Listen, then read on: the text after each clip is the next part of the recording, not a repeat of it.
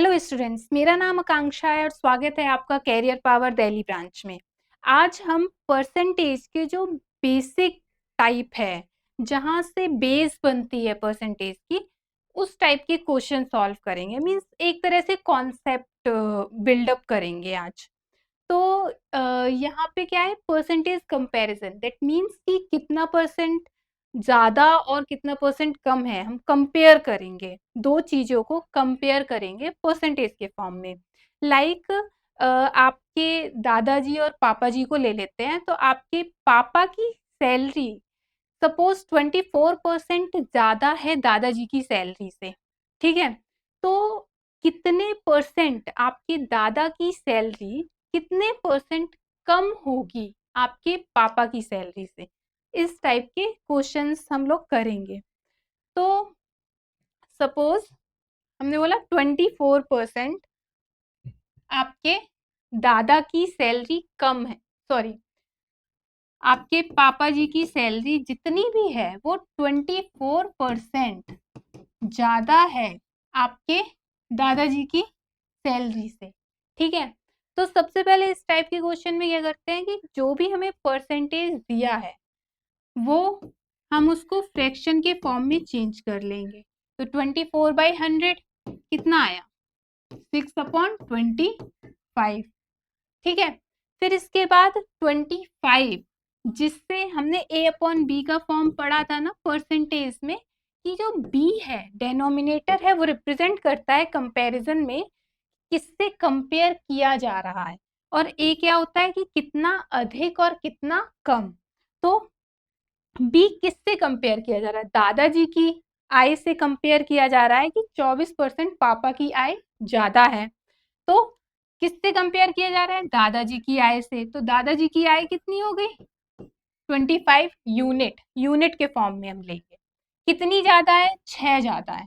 तो पापा की आय कितनी हो गई, 25 + 6 दैट इज 31 यूनिट, ठीक। तो पापा की आय और दादाजी की आय 31 यूनिट पापा की, दादाजी की 25। अब हमसे पूछा जाएगा कि दादा की आय कितने परसेंट कम है पापा की आय से। तो कितना कम है, 6। तो हम परसेंटेज बनाएंगे, 6 कम है किससे, जिससे कंपेयर करते हैं वो नीचे आता है। पापा से कंपैरिजन हो रहा है तो वो नीचे 31 × 100, क्योंकि परसेंटेज में चेंज करना है हमको। तो ये आ गया हमारा 600/31%। इसी तरह से हमारा क्वेश्चन देखेंगे। पहला क्वेश्चन क्या है, the income of A is 24% more than the income of B. By what percent is the income of B less than the income of A? A की आय B से 24% अधिक है। वही दादाजी और पापा की आय 24% ज्यादा है दादाजी जी से, और हमें बताना है कि दादाजी की परसेंटेज कितना परसेंट कम है, ठीक। तो हम इसको मेंटल कैलकुलेशन से सॉल्व करेंगे। एग्जाम में इस टाइप के क्वेश्चन जब भी दिखे, एक लाइन में सॉल्व करना है, वो भी मेंटली।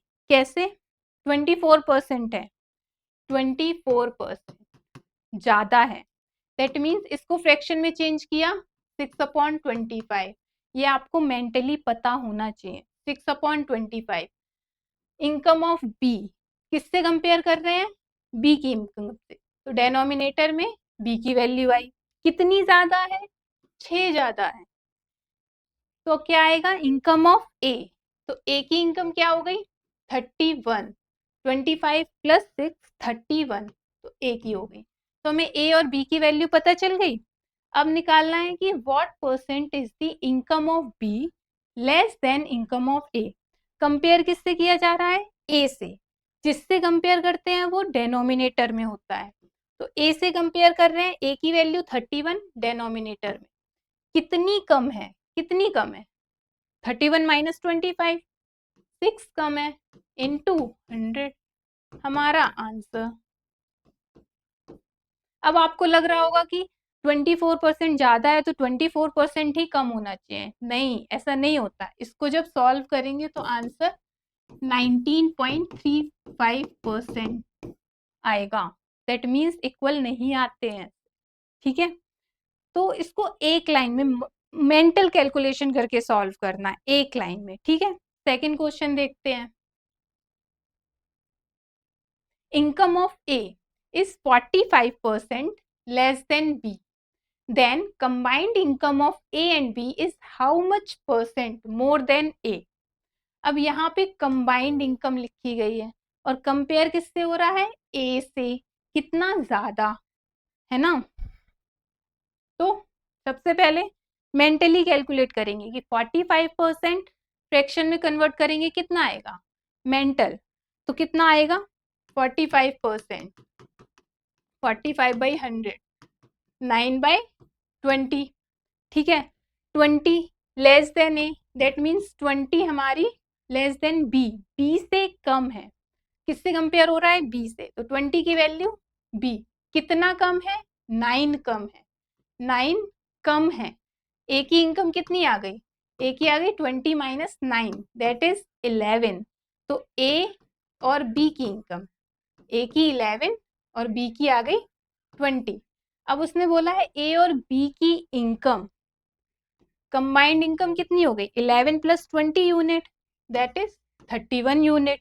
ये हमारी आ गई ए प्लस बी की कंबाइंड इनकम। अब इसने क्या पूछा है कि ए प्लस बी की जो कंबाइंड इनकम है वो कितनी ज्यादा है, कितने परसेंट ज्यादा है ए से, ए से ज्यादा मतलब ए से कंपेयर हो रहा है, ए से कंपेयर हो रहा है, इसका मतलब डेनोमिनेटर में क्या आएगी, ए की वैल्यू। तो ए की वैल्यू कितनी है 11।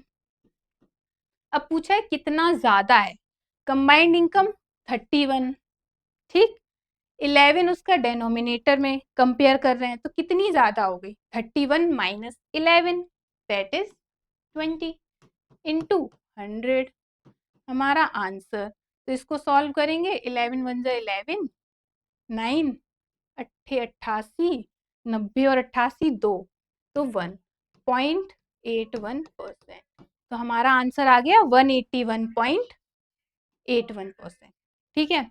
तो एक लाइन में आंसर करना है। अब इसमें ये सब लिखने की जरूरत नहीं है आपको, क्वेश्चन अगर आता है ना तो हम लोग क्या करेंगे, 45% दैट मीन्स 9/20, 20 कंपेयर किससे हो रहा है बी से, 20 अपॉन में आया, कितना कम है 9, तो ए की वैल्यू क्या हो गई 11 और बी की वैल्यू 20।